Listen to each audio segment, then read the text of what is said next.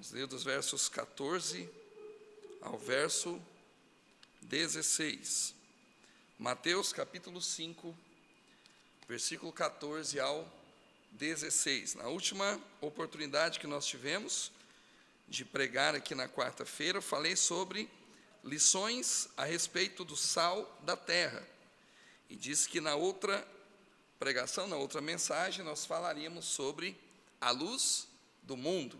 Então, nessa noite, peço que vocês coloquem de pé, aqueles que puderem, em reverência à palavra de Deus, e nós vamos então ler esse texto de Mateus, capítulo 5, versículos 14 a 16. Diz assim a palavra de Deus: Vós sois a luz do mundo. Não se pode esconder uma cidade edificada sobre um monte, nem se acende a candeia e se coloca debaixo de um alqueire, mas do velador, e dá a luz a todos que estão na casa. Assim resplandeça a vossa luz diante dos homens, para que vejam as vossas boas obras e glorifiquem a vosso Pai que está nos céus.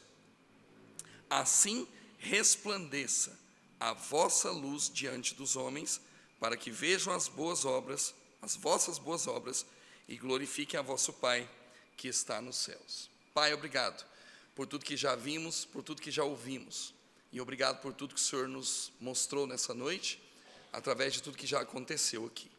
Te damos graças, ó Deus, porque sabemos que o Senhor está no nosso meio, e sabemos, ó Pai, que o Senhor é digno de toda a honra e de todo louvor. Obrigado, Deus, por nos manter aqui com segurança, e nesse lugar podermos cultuar ao Senhor e aprender mais da Tua palavra, que é santa, bendita, preciosa, palavra essa que vem de encontro às nossas necessidades espirituais. Peço a Deus, mais uma vez, por todos os pedidos que foram colocados nessa noite, e abençoa nossos pastores, ó Deus, aqueles que estão em viagem, abençoa o pastor Fabiano nas igrejas, em viagem, passando pelas igrejas ali no Rio Grande do Sul, abençoa o Teu povo ali reunido, que o Senhor salve almas, ó Deus, ali naqueles lugares. Obrigado por tudo que nós já ouvimos, obrigado por tudo que o Senhor ainda há de fazer, e te agradecemos por tudo isso, em nome de Jesus, amém e amém. Os irmãos podem se assentar, e nessa noite então, o texto de Mateus capítulo 5 volta a nos falar sobre o sermão da montanha, o sermão do monte. Nesse sermão do monte, como nós havíamos dito anteriormente, Jesus está pronunciando aqui detalhes sobre o reino e, acima de tudo, detalhes sobre os moradores do reino, ou os servos do reino.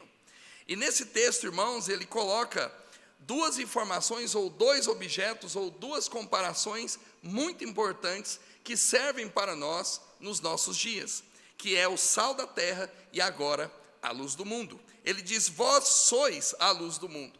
Ele está falando isso para pessoas que estão ouvindo e estão dedicando as suas vidas a Cristo. Ele está falando para mim e para você nessa noite, que estão se dedicando a Cristo. Ele está falando para cada um que realmente deseja viver para Cristo. Vós sois a luz do mundo. Não se pode esconder uma cidade edificada sobre um monte. Realmente, irmãos, Jesus agora chama a atenção para os servos do reino, para qualidades que são qualidades do rei e que ele coloca para os seus servos como sendo necessário antes que ele se pronuncie no seu reino. Nós vamos adiantar aqui no texto de Mateus, quando o Senhor Jesus Cristo profere esse sermão, e Jesus então dá ênfase para o sal da terra. Sim, o sal é importante para tirar toda a maldade desse mundo, para purificar esse mundo, para ser para esse mundo um motivo de purificação. Mas agora também ele chama um outro agente importante, que é a luz do mundo. Veja que o sal, irmãos, ele age contra a corrupção que nos rodeia. O sal também promove a paz e a cordialidade. Estou falando das propriedades pessoais agora, que Jesus nos compara com o sal. E ele também estimula ao conhecimento da sua palavra, a amizade com Deus e a moderação para com o Criador. Sim, esses eram os atributos do sal que Jesus estava falando aos seus discípulos. Temos que ser moderados, temos que estimular ao conhecimento, temos que promover a paz e temos que agir contra a corrupção desse mundo. E agora o Senhor dá ênfase à luz do mundo. Vós sois a luz do mundo. E tão importante nesse contexto, irmãos, é o apelo que Jesus faz, quando ele menciona após as bem-aventuranças, que a direção para as maiores e mais importantes funções que a luz apresenta no meio deles, ou no nosso meio, está no contexto de crentes também no nosso mundo, nesse período em que eu e você vivemos. Veja que nós devemos associar o contexto ao próprio Senhor Jesus Cristo, que é a luz do mundo, que desde a criação ele faz menção da importância da luz. Olha comigo Gênesis capítulo 1, versos de 1 a 4. Gênesis capítulo 1, versículos de 1 a 4. O Senhor Deus, então, na sua palavra inspirada, ele diz: no princípio criou Deus os céus e a terra era sem forma e vazia, e havia trevas sobre a face do abismo. Por que que a luz se manifestou, irmãos? Porque Deus contemplou trevas. Por esta razão, a luz se manifesta. E o Espírito de Deus se movia sobre a face das águas. E disse Deus: haja luz, e houve luz. O mundo conheceu a luz que só Deus poderia dar a ele. E ele diz no último versículo, diz: e viu Deus que era boa a luz, e fez Deus separação entre luz e trevas. Irmãos, hoje a luz impera no nosso meio. A luz é capaz de dissolver as trevas que existem no nosso meio.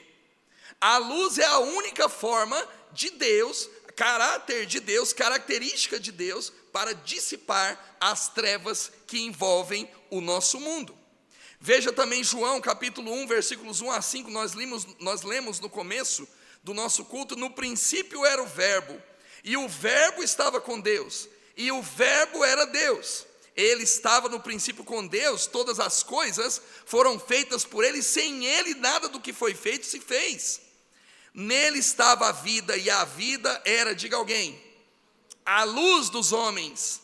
Jesus estava na criação criando a luz, e o próprio Jesus agora diz: ele é a luz no meio dos homens.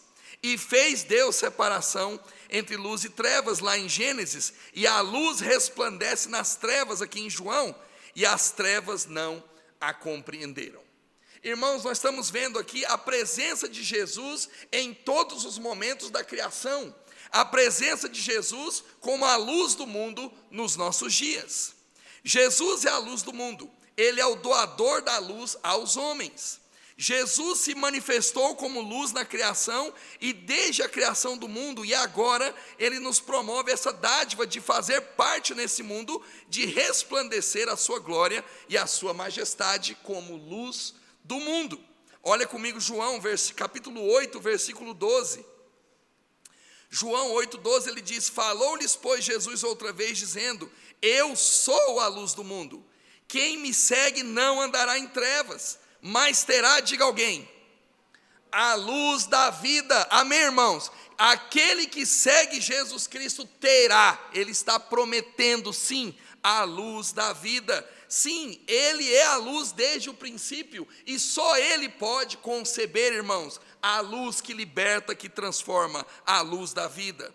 Literalmente, nós temos a visão e a consciência do caminho que o Senhor Jesus orienta e conduz, porque temos a certeza que a luz do mundo raiou sobre as trevas. A luz do mundo dissipa as trevas, como Jesus disse, se referindo ao cumprimento da profecia de Isaías, capítulo 9, versículo 2, quando lemos em Mateus, capítulo 4, versículos 13 a 17. Mateus 4, 13 a 17, ele diz: e deixando Nazaré, foi habitar em Cafarnaum, cidade marítima, nos confins de Zebulon e Naftali, para que se cumprisse o que foi dito pelo profeta Isaías, que diz: a terra de Zebulon e a terra de Naftali, junto ao caminho do mar, além do Jordão, a Galiléia das nações, o povo que estava sentado em trevas viu uma grande luz, e aos que estavam assentados na região e sombra da morte, a luz raiou.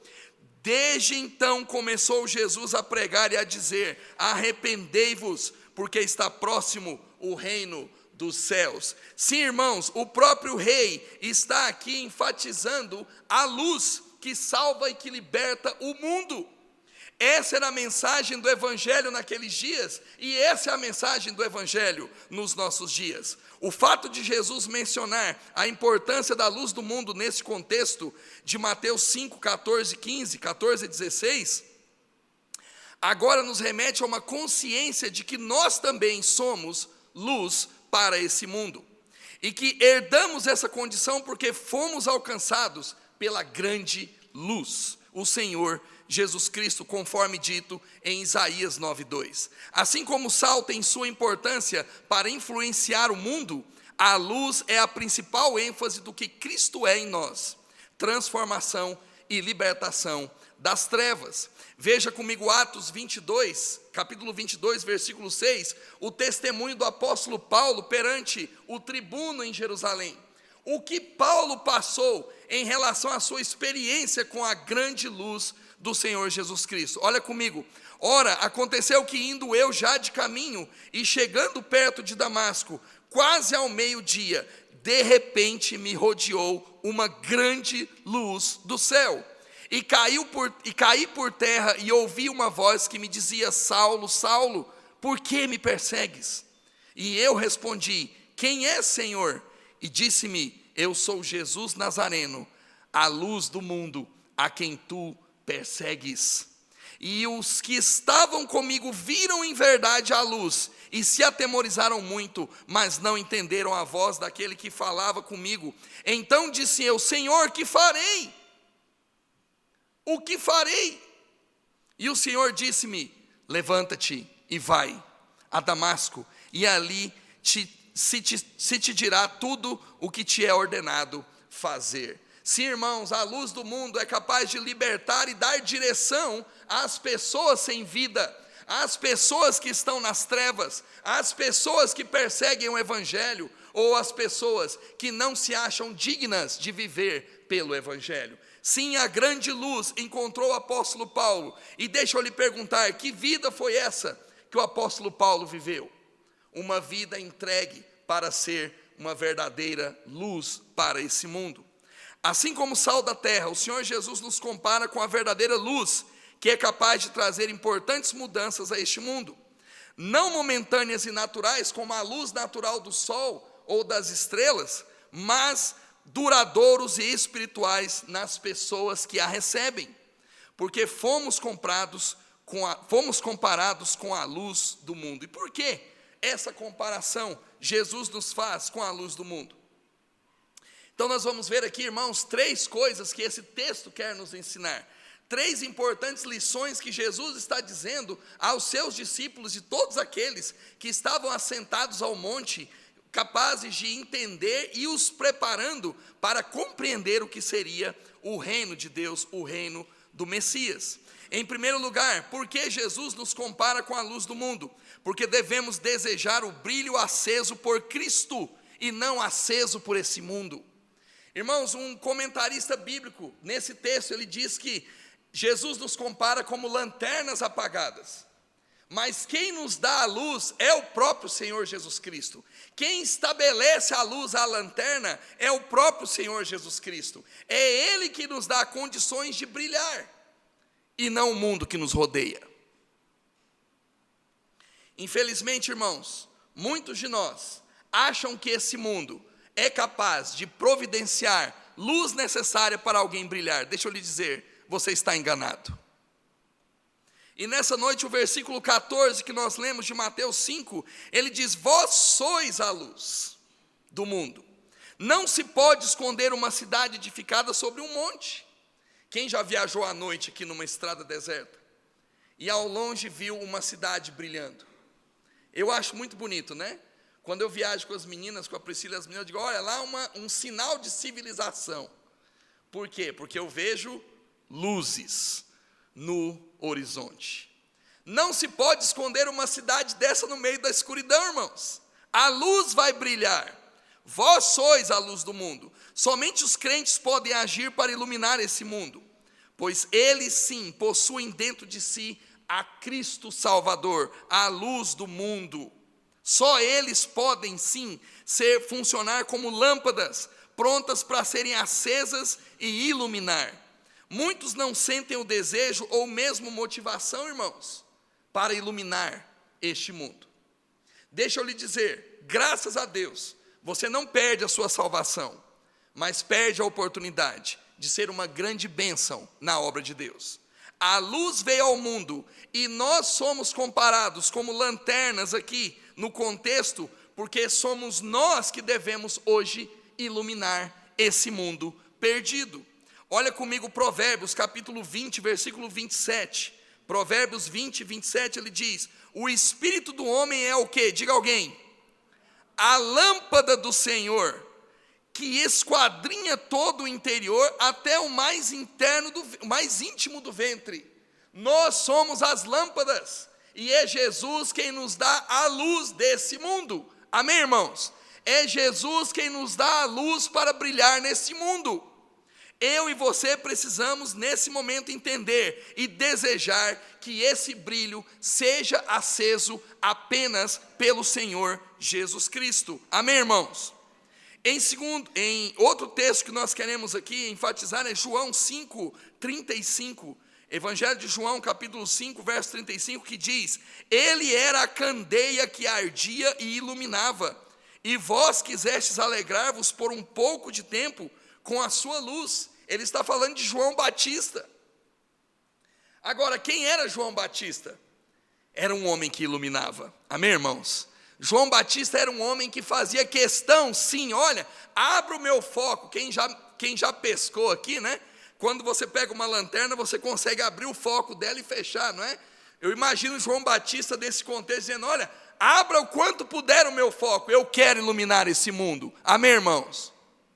Eu quero iluminar esse mundo. João Batista foi um grande exemplo do que é ser a luz do mundo, do que é desejar ser aceso por Cristo para brilhar nesse mundo. Ele não se colocou contra, irmãos, o povo de Deus, pelo contrário, ele se colocou contra o pecado daqueles dias, o pecado do próprio rei Herodes. O pecado que era então julgado naqueles dias foi julgado por João Batista, porque ele era um homem que estava, sim, expressivamente incomodando as trevas, incomodando a escuridão. Ele era a luz do mundo naqueles dias.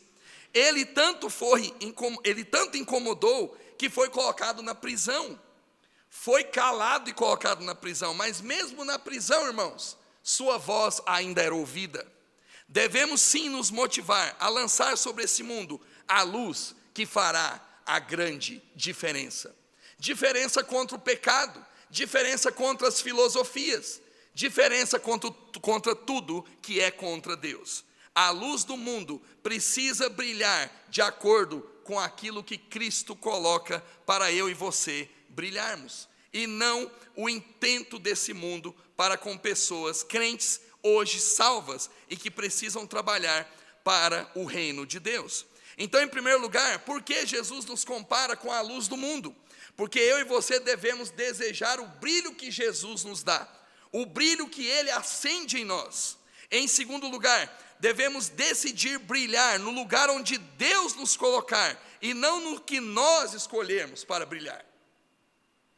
Quando Jesus diz no versículo 15, nem se acende a candeia e se coloca debaixo do alqueire, mas no velador, e dá a luz a todos que estão na casa. Ele faz uma comparação das casas da Palestina naquela época.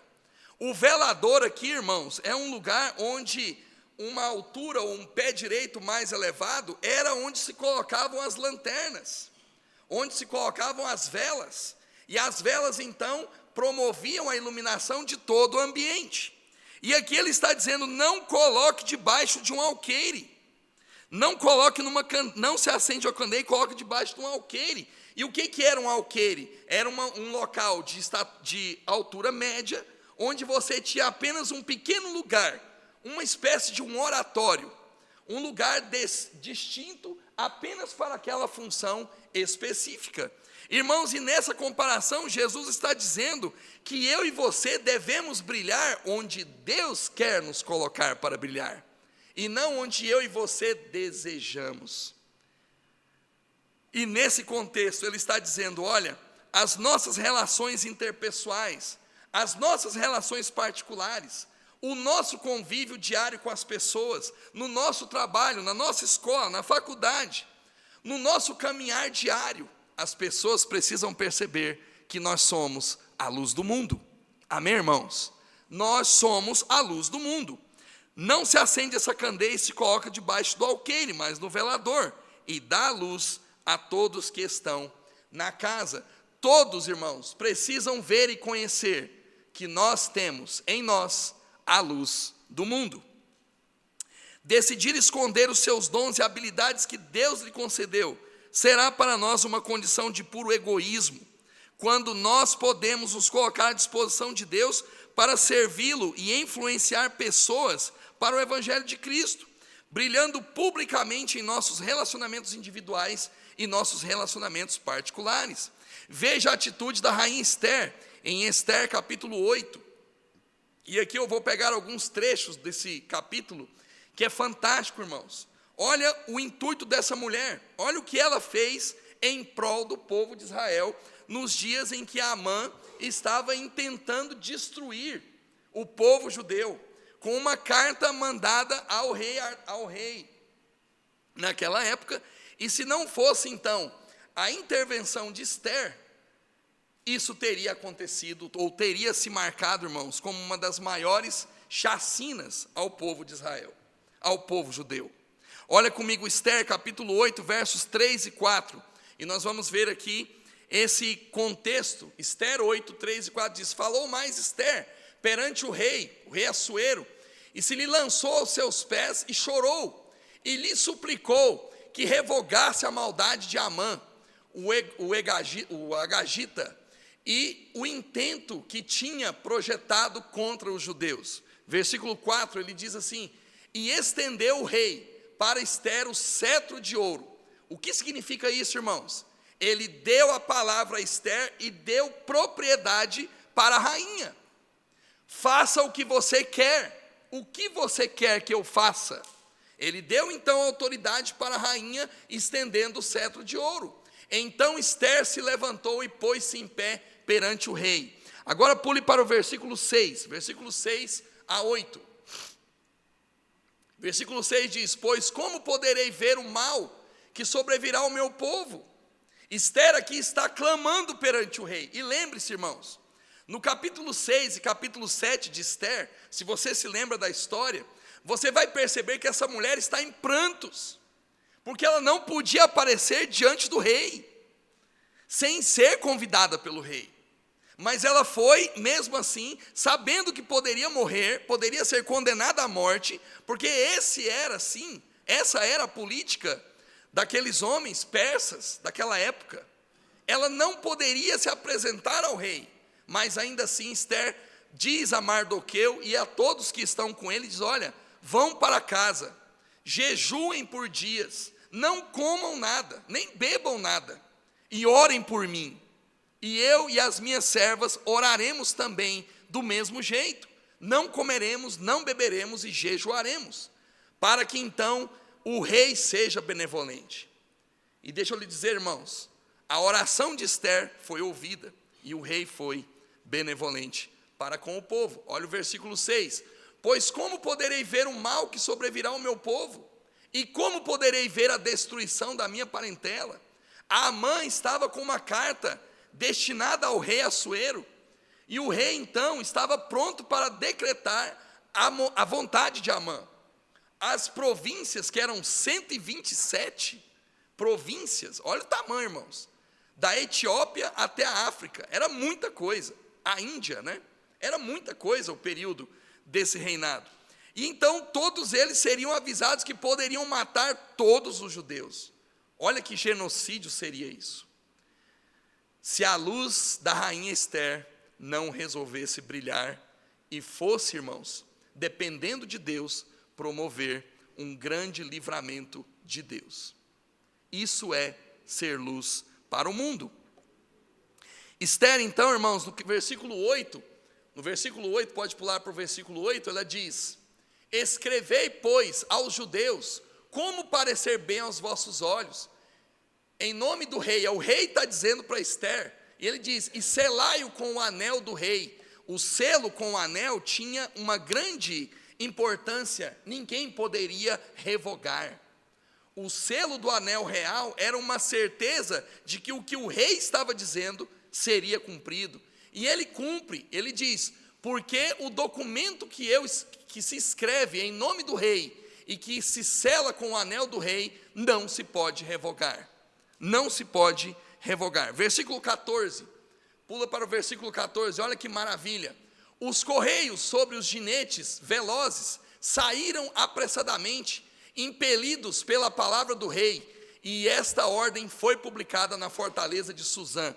Todas as 127 províncias foram rapidamente avisadas do edito do rei contra a vontade de Amã, contra o desejo de Amã em destruir os judeus. Olha o verso 15.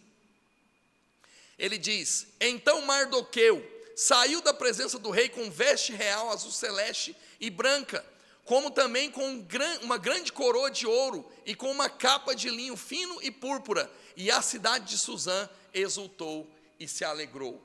Mardoqueu aqui, irmãos, veste essa túnica como um exemplo de que tudo aquilo havia sido revogado, e agora era um motivo de alegria real, porque o povo de Deus estava assim salvo da grande matança. Versículo 16 e 17, olha que maravilha.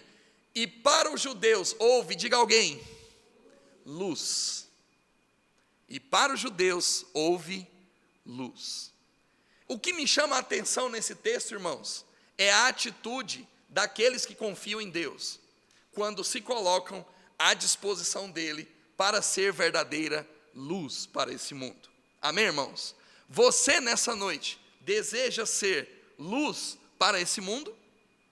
E ele então diz: houve luz e alegria e gozo e honra. Versículo 17, finalizando, ele diz: também em toda a província e em toda a cidade, 127, irmãos, cidades das províncias, aonde chegou a palavra do rei e a sua ordem, havia entre os judeus, diga alguém, alegria e gozo. É isso que a luz traz a esse mundo, irmãos.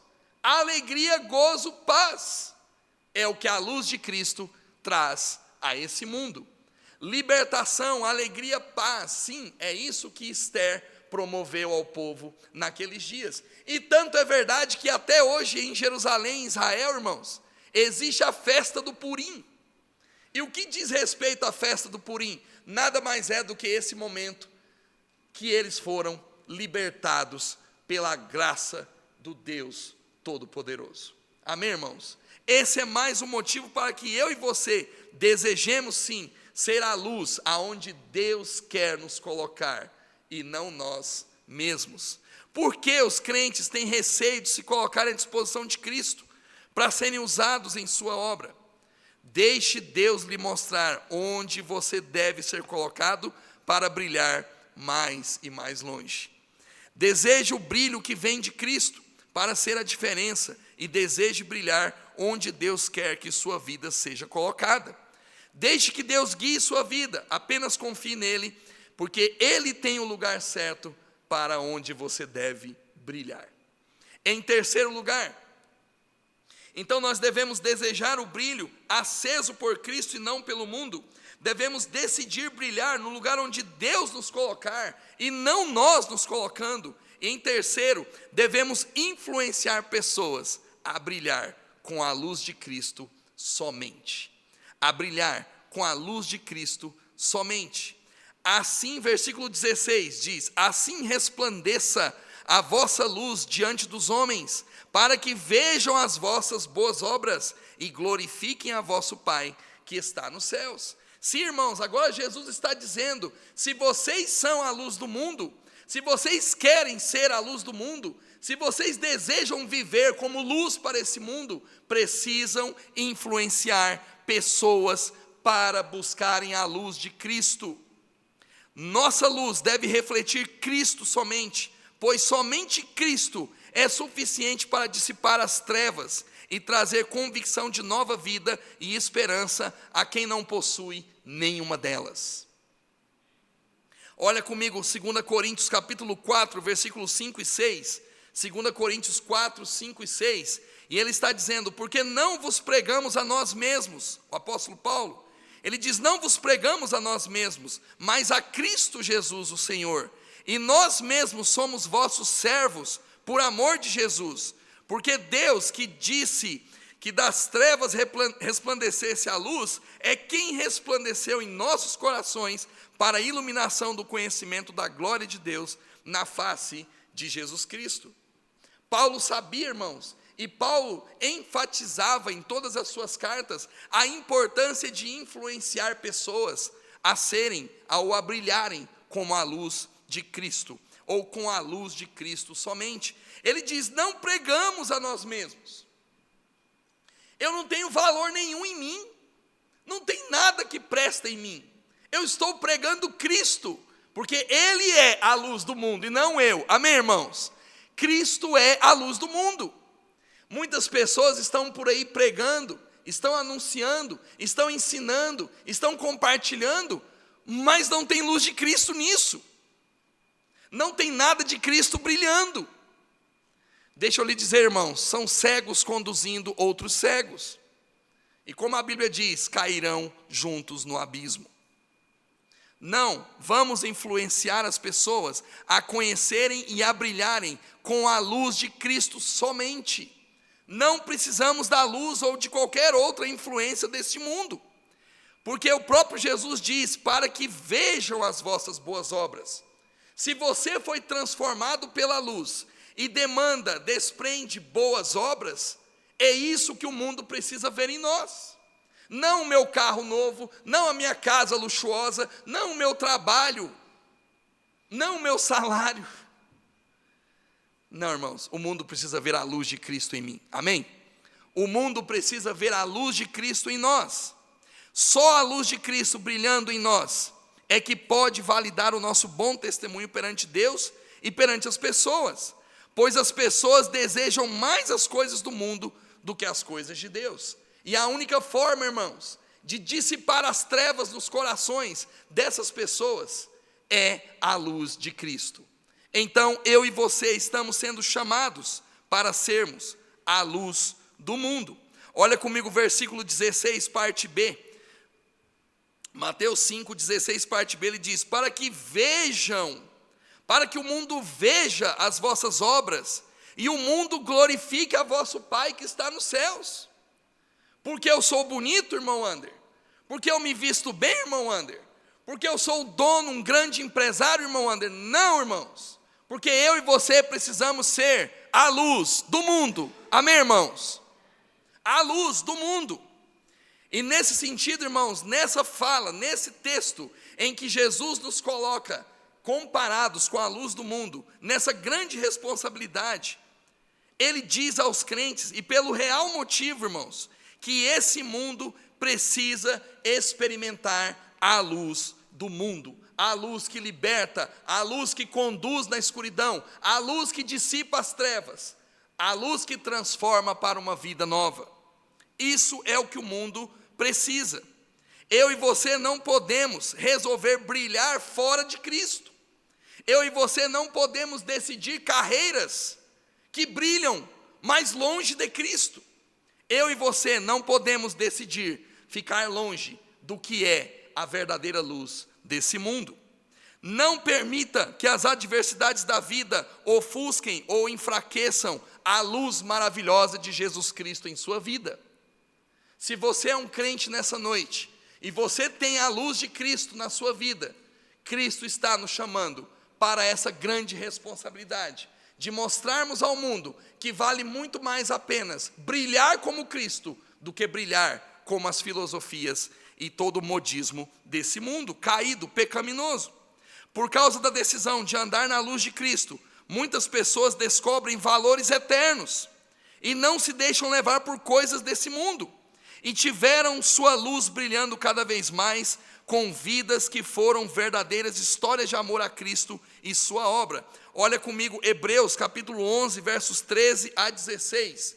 Hebreus capítulo 11, versos 13 a 16.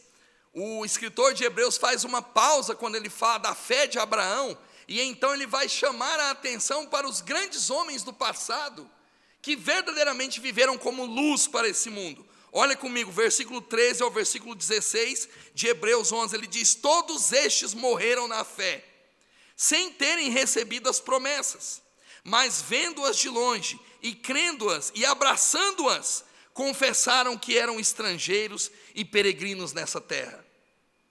Porque os que isto dizem claramente mostram que buscam uma pátria, o céu.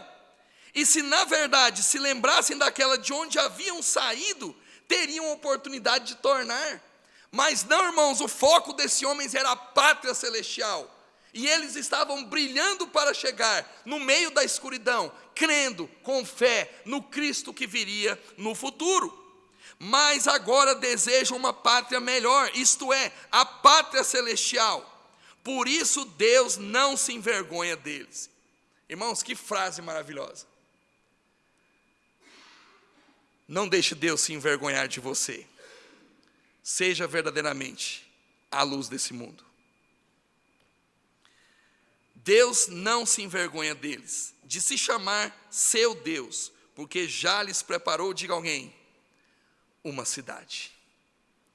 Irmãos, Deus tem preparado um futuro belíssimo, uma cidade maravilhosa, uma vida maravilhosa nos céus. Por que eu e você não somos luz para esse mundo? Por que eu e você não desejamos viver como luz para esse mundo? Olha o que Deus está nos ofertando, irmãos. Os cidadãos do reino dos céus, referenciados por Jesus no Sermão do Monte, precisavam entender e tomar uma decisão de ser sal da terra e também ser luz do mundo, pois revelarão qualidades necessárias para serem diferentes desse mundo e de sua filosofia corrupta e maligna, e assim desejar as grandes e maravilhosas bênçãos do porvir prometidas pelo Salvador. E eu quero finalizar nessa noite com o texto de 1 João capítulo 2, versículos 15 a 17. Quer saber por que eu e você precisamos desejar ser a luz do mundo? 1 João capítulo 2, versículos 15 a 17 diz: não ameis o mundo, nem o que no mundo há. Se alguém ama o mundo, o amor do Pai não está nele. Porque tudo que há no mundo, a concupiscência ou o pecado da carne, o pecado dos olhos e a soberba da vida não é do Pai, mas do mundo. E o mundo passa, e a sua concupiscência, o seu pecado, a sua filosofia, a sua mordomia, passam. Mas aquele que faz a vontade de Deus, diga alguém, permanece para sempre. E eu quero dizer que nesse contexto, irmãos, permanecer para sempre também pode ser entendido como permanecer brilhando para sempre. Amém, irmãos? Brilhando para sempre. Aquele que resolve fazer a vontade de Deus, brilhará para sempre. Amém, irmãos? Brilhará para sempre. E nessa noite, Cristo está diante de nós. Se imagine no monte, no grande monte, ouvindo Cristo te chamar: você é o sal da terra, você é a luz do mundo. Deus quer que eu e você façamos a diferença enquanto estivermos aqui, porque como João está dizendo, irmãos, o mundo passa, e tudo aquilo que está entranhado na sua filosofia, no seu modo de viver, também passarão. Mas todo aquele que resolve, que decide brilhar neste mundo, brilhará eternamente. Amém, irmãos? Olhos fechados, cabeças curvadas, e vamos orar nesse momento. Pai,